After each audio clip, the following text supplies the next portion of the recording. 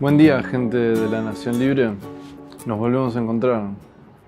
Sí, aquí estamos nuevamente en esta noche hermosa de la ciudad de Buenos Aires. En mi caso, en su caso, puede que no sea noche, puede que no sea en Buenos Aires o puede que sea ambas. Así son las cosas en esta vida del internet. Y hoy quería traerles un video acerca de un tema que en realidad tengo pendiente hace mucho. O sea, es un tema que vamos a anunciar de qué se trata y después le doy la explicación que les iba a dar. El tema es los fantasmas que surgen a partir de un rechazo que no tiene explicación, cuando aparece un rechazo con un otro significativo y esto despierta, hace aparecer ciertos fantasmas de nuestro lado y yo diría, digamos, lo que voy a explicar ahora lo resumiría de esta forma. Diría que el fantasma es que nuestro deseo es lo que produjo el rechazo. ¿Sí? Esto yo lo introduje en el mundo de la Nación Libre en un post que hice en Instagram hace bastante tiempo, diría, y desde ese momento, además de por la buena reacción que tuvo y que muchos de ustedes me pidieron que haga video, si bien había toda una lista de otros videos que quería hacer antes, tenía ganas de desarrollar este y me tomé mi tiempo, lo dejé marinar, diría, porque a mí me gusta dejar las ideas marinar, que tomen forma y después hacer un video, pero en este caso diría que la dejé marinar por demás, porque la dejé marinar, tenía el guión hecho hace rato, pero por una razón o por otra todavía no lo había filmado, así que este es un pendiente y aquí está para ustedes. Entonces, ¿de qué se trata? Bueno, les voy a leer un poco el principio, por lo menos, de lo que yo había escrito en este posteo que hice en Instagram, que intenta ubicar y explicar un fenómeno muy común que yo veo en los análisis, pero que también seguramente ustedes podrán notar que está en juego o que quizás lo puedan notar en su vida cotidiana.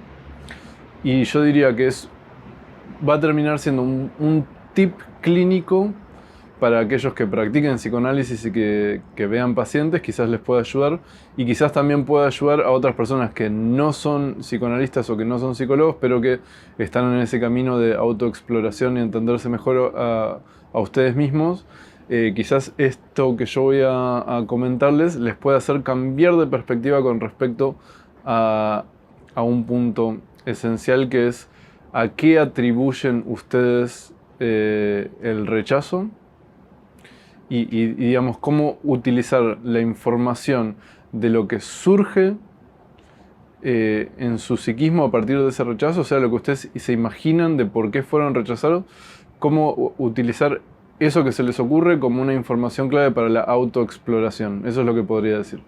Así que vamos a ir hacia... Les voy a leer el principio de lo que escribí en Instagram y después lo vamos a desarrollar.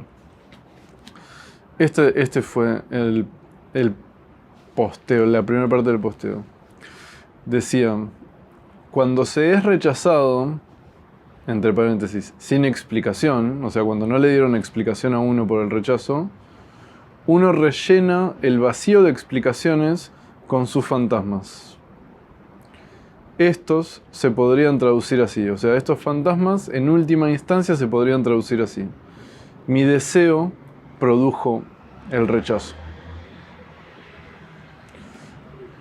Bueno, ahora tengo que desarrollar por qué digo que es así, ¿no? Porque hasta ahí creo que todos ustedes se pueden relacionar. O sea, diría, cuando hay un rechazo de un otro significativo, o sea, de alguien que es importante para nosotros, de un ser amado, de un ser de quien esperamos validación, de quien amado en todos los sentidos, no solo amorosamente, puede ser un mentor, puede ser un amigo, puede ser, digamos, un otro significativo. Cuando detectamos que hay un rechazo de su lado y no hay explicación de por qué ese rechazo, entonces nosotros tendemos a rellenar ese vacío de explicación con nuestros fantasmas, o sea, con fantasías involuntarias, diría, que aparecen en nuestro psiquismo y que buscan explicar por qué se produjo ese rechazo. Yo creo que hasta ahí más o menos todos podemos identificar y sentir que tiene sentido lo que estoy diciendo. Yo creo que el punto que les puede resultar más enigmático, pero quizás les resuene y les produzca un efecto, aunque no lo entiendan del todo, es esto que yo digo de que estos fantasmas se pueden traducir en última instancia así, que mi deseo produjo el rechazo. ¿No? Como que ahí hay un salto que yo hago en esa frase que en este video vamos a explicar. Pero quizás les resuene y les produzca efecto, porque creo que es un fantasma universal que podríamos tener y creo que quizás cuando termine el video se va a entender mejor, de que siempre sentimos inconscientemente que nuestro deseo tiene el riesgo de producir rechazo. ¿Sí? Así que bueno, no me voy a adelantar más y voy a meterme ahora un poco en la explicación de este fenómeno. Como dijimos entonces, cuando uno es rechazado por un otro significativo sin explicación, y cuando digo uno es rechazado, me refiero a si uno es efectivamente rechazado o si aparecen como estos pequeños... no diría rechazos, o sea, estas pequeñas cosas que pasan en las interacciones que uno puede, o que pueden evocar el fantasma del rechazo, también diría, ¿no? Como por ejemplo, no sé, uno está hablando con una conquista o con alguien con quien está saliendo o lo que sea, y tarda en responder, ¿no? O le deja el visto. Por más de que después responda o lo que sea, digamos, hay como ese pequeño lapso de ausencia o incluso puede ser una mirada, puede ser que ese día la persona, no sé, uno esté con esa persona y la persona esté un poco más distraída, no parezca tener tanta atención en nosotros, esté mirando el celular, haya puesto una cara que nos hace sentir como cierta desaprobación. O sea, todas esas pequeñas cosas, no tiene que ser un rechazo como súper marcado, puede ser esas pequeñas cosas incluso, hacen aparecer la idea de rechazo, por más de que no sea así, puede ser un fantasma incluso, y ese rechazo sin explicación, porque no nos dice qué es lo que le sucede, este otro significativo, plantea un enigma, diría. El enigma de por qué somos rechazados. Y este enigma, digamos, este vacío de explicaciones, funciona como un velo, como una especie de pantalla que no deja ver qué hay detrás. Lo que estaría detrás sería la explicación. Al no poder verlo, esa pantalla funciona como... ese velo funciona como una pantalla donde nosotros proyectamos nuestros fantasmas de qué podría producir ese rechazo. ¿Sí?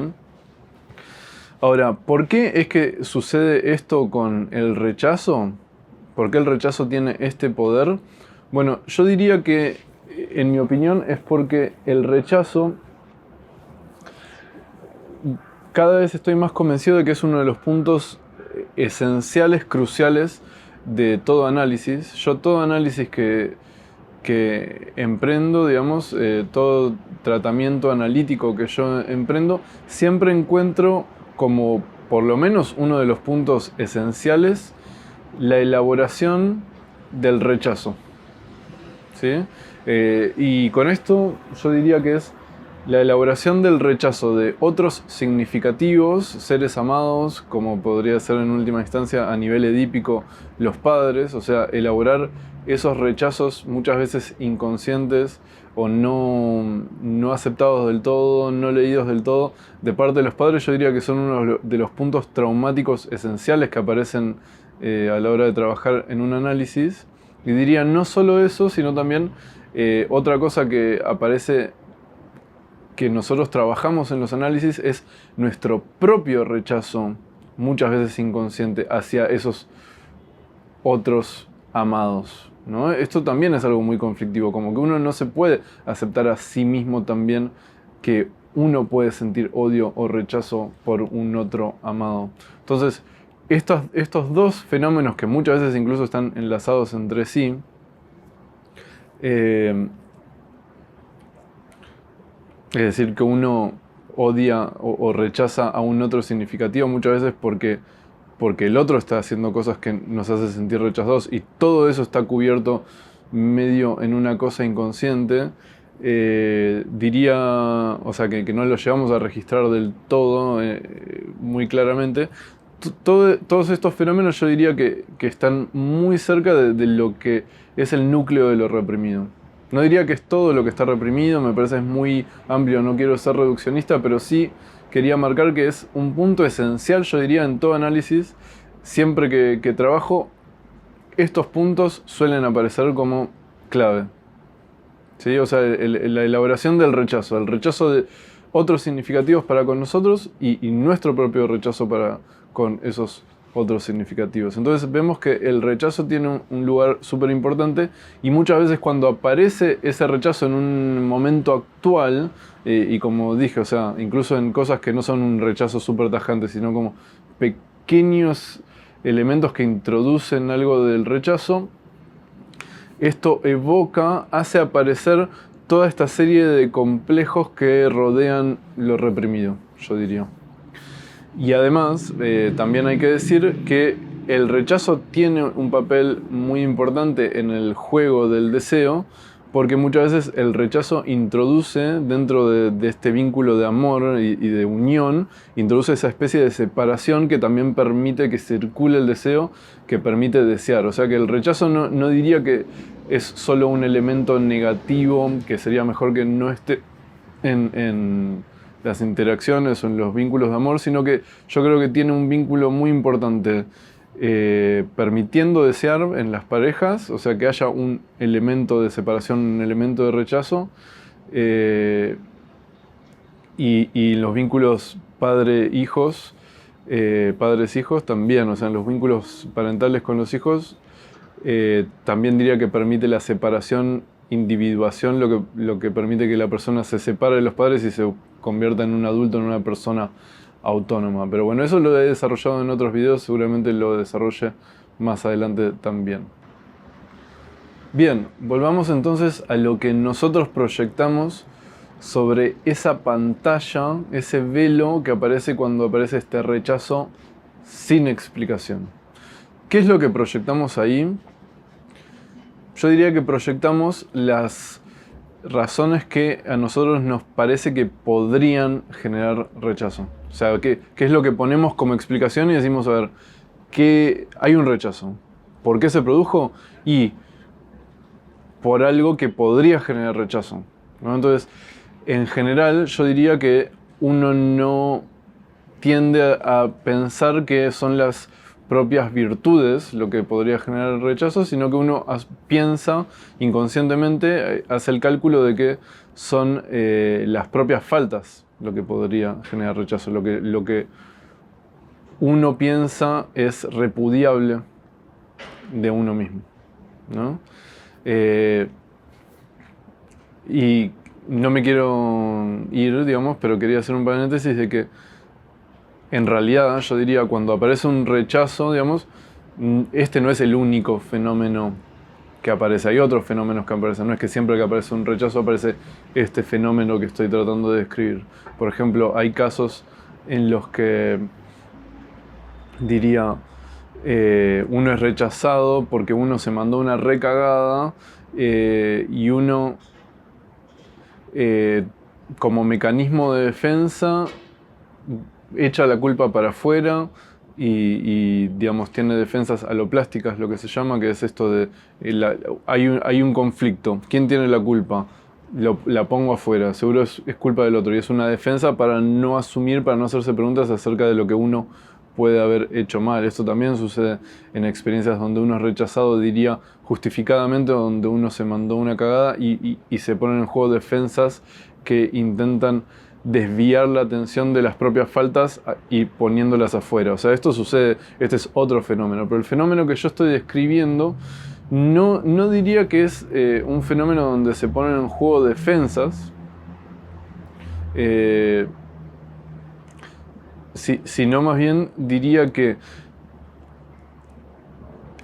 parecido como sucede con un test proyectivo, ¿viste? Cuando, por ejemplo, un test proyectivo, ¿qué sería? Sería el Rorschach, que es este test de las manchas, que seguro muchos de ustedes conocen, que es tipo, te muestran unas manchas que no significan nada, y uno dice, yo veo un murciélago, yo veo tal cosa, ¿no? Entonces, eso es algo que no significa nada, no hay explicación, y uno dice lo que ve, y en psicoanálisis se toma como un test proyectivo, donde uno proyecta sobre eso que no tiene significación, la propia significación, y eso permite la exploración de las propias fantasías inconscientes. Entonces, esto es como una especie de fenómeno espontáneo donde se da algo parecido, de que al aparecer ese rechazo sin explicación, el vacío de explicación funciona como una especie de pantalla donde uno puede hacer un test proyectivo y uno proyecta esos fantasmas. Entonces, retomando, uno proyecta lo que uno imagina puede producir rechazo, lo que para uno es repudiable de uno mismo. Y yo diría que en general, y esto es una experiencia que yo creo que yo me di cuenta principalmente atendiendo, porque creo que cuando uno lo vive personalmente no se da cuenta, pero cuando uno lo ve atendiendo, cuando uno lo ve en otro es más claro, entonces dice, ah, mira, y lo ve en repetición de casos, entonces uno dice, esto es una tendencia. ¿Cuál es la tendencia que yo veo? Es la tendencia a atribuir ese rechazo a algo que uno siente como falta, pero que no es una falta, sino que es nuestro deseo, ¿no? Ustedes sabrán, digamos, en psicoanálisis se hace muchas veces esta unión de que el deseo es una falta o que la falta de cada uno tiene que ver con el deseo. Yo creo que totalmente es así, vamos a intentar justificarlo en este video. Pero se ve mucho en la clínica eso de que quizás uno nota que hay ciertos impulsos, ciertos deseos reprimidos en conflicto que la persona no termina de asumir que tiene, y que cuando se encuentran en estas situaciones de rechazo o donde imagina un rechazo de un otro amado, muchas veces dice, no, debe ser por esto, y lo atribuye a ese deseo reprimido, ¿no? Y lo vi tantas veces que dije, che, acá hay un patrón, ¿no? Muy, muy rara vez diría yo que, o no muy rara vez, o sea, pasa, pero diría que creo ver más veces esto que estoy diciendo que la persona logre atribuir correctamente de dónde viene el rechazo. O sea, en general la persona no hace una evaluación realista de las faltas, o sea, de lo que podría haber hecho mal que produjo ese rechazo. En general, lo lee a la luz de sus fantasmas, es como si sus fantasmas, sus miedos, impregnaran su juicio, y entonces la persona dice, no, si algo causó este rechazo, debe ser las cosas que a mí más me repugnan de mí mismo. ¿Y qué son las cosas que más me repugnan de mí mismo? Lo reprimido. ¿Y qué son los reprimidos? Son los deseos que uno quisiera desalojar de su persona porque piensan que son repudiables. ¿Por qué es castratorio el deseo?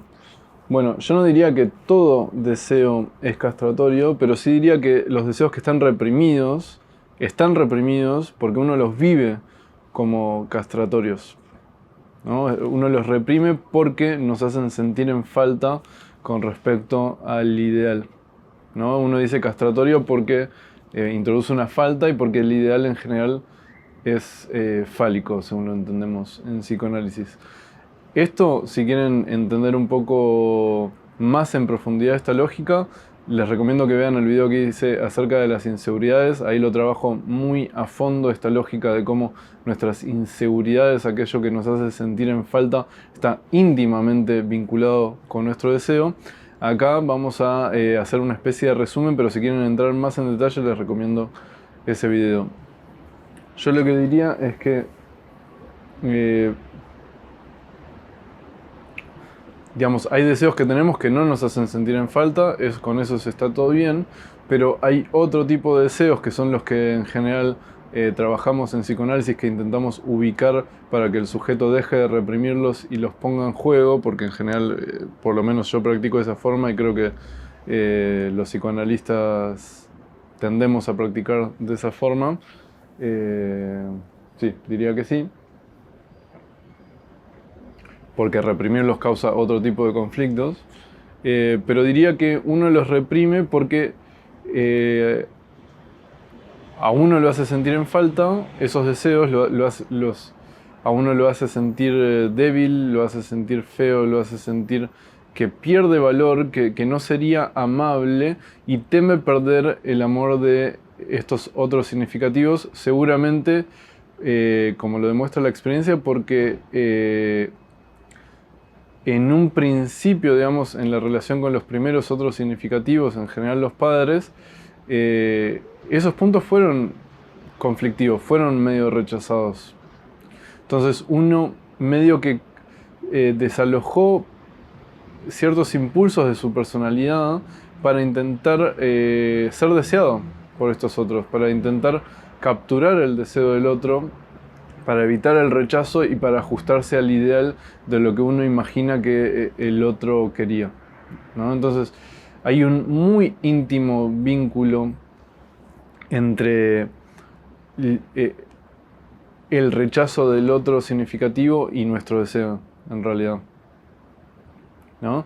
Porque vemos que nuestro deseo reprimido está reprimido porque nosotros quisimos evitar el rechazo de estos otros significativos. Entonces, no es tan loco pensar que cuando aparece este rechazo sin explicación es como si se reactivara y uno dijese se debe haber escapado este deseo que puede producir rechazo.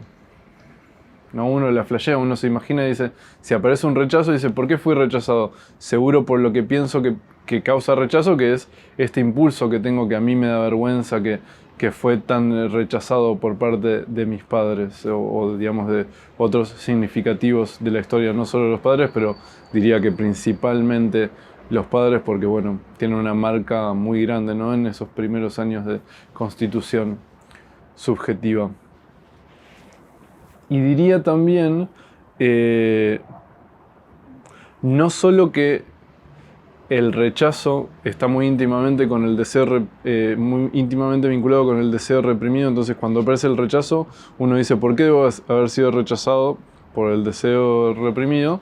Sino que también se da al revés, que es muy interesante, que cuando uno produce un acto donde pone en juego algo de este deseo reprimido o en conflicto, digamos, o que antes estaba reprimido y ahora uno está pudiendo poner en juego, muchas veces esto despierta el fantasma del rechazo. O sea, uno paranoicamente espera que sea rechazado. Entonces esto sucede mucho, que cuando uno realmente se la juega en su deseo, lo primero que piensa es que va a ser rechazado, ¿no? Cosa que, por ejemplo, a mí me ha pasado muchísimas veces, además de mi vida cotidiana, en este ámbito, que es cuando yo me la juego a decir, por ejemplo, algo que es muy genuino mío de mi deseo, pero quizás está en conflicto conmigo mismo, tengo miedo de que caiga mal, por ejemplo. O sea, de que sea rechazado por ustedes, la gente de la nación libre. Pero diría que en la mayoría de las veces es fantasma y al contrario, que va muy bien, ¿no? Pero creo que cuando uno realmente se la juega a decir algo que se sale de lo que se espera de uno, del ideal, bueno, es lógico que uno piense que puede generar rechazo. Entonces es interesante cómo rechazo y deseo tienen ese vínculo de que si aparece uno, medio que evoca el otro, por más de que no haya sido así en la realidad, sino que lo evoca fantasmáticamente, y si aparece el otro, evoca el primero, ¿no? Lo cual es muy, muy, muy interesante. Yo creo que es muy útil para explorar las fantasías del paciente y nos da casi como un atajo cuando aparece este tipo de fenómenos para decir, bueno, esto evidentemente es un impulso que el sujeto le está costando poner en juego, ¿no? Porque asume que esto es lo que causa rechazo. Y iba a decir que incluso muchas veces a uno le genera casi bronca de que, por ejemplo, uno ve en un amigo o en un paciente, pongamos esta situación, una amada, ¿no? Lo rechaza a nuestro amigo, ¿no? O a nuestro paciente. Lo rechaza o imagina que lo rechaza, no importa. Aparece algo del rechazo. Y nuestro amigo o paciente dice, no, debe ser por esto. Y uno escucha que le atribuye en realidad a lo que es más genuino de su deseo y que además probablemente no produjo rechazo. Y uno le da bronca y dice, o sea, ¿por qué estás leyendo todo al revés? O sea, ¿no? Como por ejemplo, cosas muy comunes es como que uno diga, cosas que aparecen mucho es, por ejemplo, fui muy intenso. Fui, demostré demasiado deseo, eso fue lo que produjo rechazo. No, tendría que haber sido más frío, tendría que haber sido más rechazante, tendría que, no sé, muchas veces son esas cuestiones de apertura emocional como el amor que a uno lo hacen sentir débil en falta porque algo del orden simbólico funciona así, de que mostrar amor a uno lo hace sentir débil en algunos casos, en muchísimos casos, y le atribuye a eso el ser rechazado y uno piensa que habiendo sido más frío hubiese sido mejor. Y muchas veces yo diría, no digo siempre, porque es verdad que también en algunos casos puede asustar eso a los demás, que puede generar rechazo. No estoy planteando un mundo rosa donde eso no sucede. Yo sé que eso también sucede.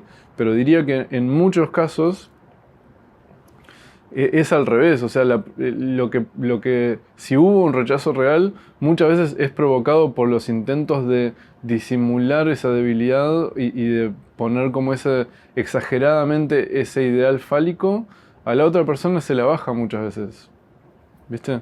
Eh, lo he visto mucho, estoy tratando de pensar un ejemplo, pero en este momento no se me viene, pero digamos, supongamos eso, ¿no? Como que uno dice, no, es porque fui muy blando, le demostré demasiado amor, demasiado interés y por eso perdió interés. Sucede, todos hemos visto los memes que circulan por internet donde dicen que es verdad, o sea que cuando alguien le demuestra mucho interés a alguien, muchas veces genera eso, está bien, sucede. Pero yo diría, por lo menos en los casos que a mí me ha tocado ver, que muchas veces es al contrario. Uno, por tener miedo de caer en ese lugar de debilidad, pone una imagen distante y fría y qué sé yo, y muchas veces eso termina generando rechazo y uno en- interpreta erróneamente que, eh, que el rechazo lo produjo porque la otra persona se dio cuenta que en realidad uno no era esa persona fría y distante y uno tendría que haber sido más frío y distante. No pienso que sea así en muchos casos. Me parece que es un conflicto que se da cuando aparece este fantasma que empieza a obnubilar como la lectura real de lo que sucede. Otro ejemplo que yo diría es porque uno podría decir, pero siempre lo que es una inseguridad tiene que ver con nuestro deseo, o sea, ¿cómo funciona eso? Porque yo tengo una inseguridad con esto y no parece tener que ver con mi deseo. Y me parece súper válido, digamos, el ejemplo, la objeción. Lo que pasa es que eso hay que explorarlo psicoanalíticamente. A veces se ve más claro, pero en otros casos no se ve tan claro. Por ejemplo, se me viene esto. Una paciente que atendí 2, 3 sesiones, diría, venía, uno de los temas que traía análisis es que se iba a juntar con un hombre, ella era virgen, se iba a juntar con un hombre, ya tenía bastante edad, digamos, como era llamativo que era virgen, y lo que la conflictuaba era que antes de juntarse con este hombre con el que venía hablando hace tiempo y ya habían pactado un encuentro, era de otro lugar, entonces tenía que venir, tenía que viajar, tenía un poco de tiempo todavía la mujer. Ella quería eh, operarse sus senos, ¿no? porque tenía una inseguridad muy profunda con respecto a no tener suficientes senos. Ella se sentía que era muy chata, muy plana, y esto le generaba tal inseguridad que antes de juntarse con este hombre, ella quería operarse, ¿no? Ahora, más allá de que está todo bien si lo quiere hacer, y que yo creo que, digamos, si uno tiene una inseguridad, no hay ningún... No creo que esté mal uno trabajar para mejorar eso que uno le genera inseguridad, ya sea con cirugías o ya sea entrenando, ya sea lo que sea, digamos. No me parece que esté mal en sí. Me parece respetable también, o sea, es una de las posibilidades. Pero diría que lo que estaba en juego en ese caso, porque lo que es llamativo es no solo que tenga una inseguridad o que no le guste esa parte de su cuerpo, sino de que sea tal que no pueda juntarse con ese hombre si no se opera antes. Y diría más, o sea, por lo que apareció en el análisis de lo que yo pude investigar, esa inseguridad era uno de los factores que había influido a que ella todavía fuese virgen después de tanto tiempo. O sea, ella no había podido tener encuentros con hombres por esa inseguridad. Entonces, eso es llamativo, porque a vos te puede molestar no tener tetas, pero ¿a qué nivel? O sea, eso ya para mí despierta la pregunta de qué sucede ahí. Y lo que pudo aparecer en el análisis en esas pocas sesiones era de que esa chatez, digamos, de sus senos, ella lo vivía como algo que era masculino de su cuerpo, ¿no? Y esto está interesante porque no necesariamente es así, por un lado, pero yo diría que muchas veces las cosas que a uno le generan una inseguridad de este tipo, tan profunda y tan llamativa también, porque hay inseguridades que para mí son realistas, o sea que entiendo que te genera inseguridad de eso, pero en este caso diría que es una inseguridad más neurótica, que es de lo que yo estoy hablando. Me perdí el hilo de lo que estaba diciendo, pero la idea es que lo que estaba en juego era que en esa chatez se expresaba medio, yo diría, encarnadamente algo de la masculinidad de ella. ¿Encarnadamente en qué sentido? De que yo creo que por las circunstancias de su cuerpo encontró una parte de su cuerpo donde podía parecer masculino, otra persona no lo sentirá masculino, digamos, a ella le parecía masculino. Y yo diría que lo clave no es que no tenga tetas. Para mí lo clave es que eso está expresando lo masculino. Lo masculino se podría haber expresado de otra forma si no encontraba el respaldo de la carne en ese punto. En ese sentido de encarnar. Como que quizás se hubiese expresado en manerismos, en su forma de ser que le parecía masculino, o en otra parte de su cuerpo, pero yo creo que lo clave ahí era leer que eso era para ella masculino. O sea, yo creo que lo que le generaba inseguridad era sus propios impulsos que no respondían al ideal femenino. O sea, ciertos probablemente deseos que rompían, que castraban, que hacían estar en falta lo que ella percibía como ideal de lo que debía ser como mujer, ¿no? Y esto es normal a cualquiera. Todos tenemos una mezcla de elementos femeninos, masculinos, y es muy común que los hombres, no sé, heterosexuales, que se identifican masculinamente, le tengan miedo a su parte femenina, o al revés, en el caso opuesto, y bueno, hay toda una serie de combinaciones también con respecto a eso, ¿no? Pero yo diría que en este caso, eso es lo que pienso hipotéticamente sucedía. Digo hipotéticamente porque como empezamos a abrir ese punto y quizás, no sé si no tuve timing o ella no estaba suficientemente abierta, no pudimos explorar más allá de eso. O sea, hubo algo que hizo que se interrumpa el análisis después de esas 2-3 sesiones. Pero me parece que sirve como buen ejemplo de qué es lo que puede estar en juego en estas inseguridades que tiene que ver con nuestro deseo, ¿no? Entonces, ella tenía tanto miedo de ese elemento masculino, yo diría, tenía miedo porque pensaba que eso iba a producir rechazo, que lo tenía que operar antes, digamos, del encuentro. Seguramente, si esa persona, por ejemplo,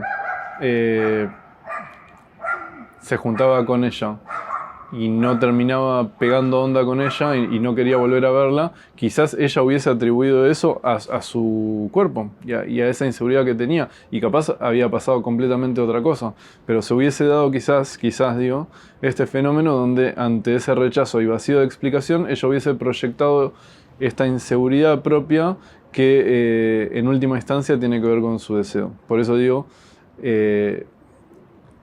en última instancia, ese tipo de fantasmas se pueden traducir como mi deseo es lo que produjo el rechazo. ¿Sí?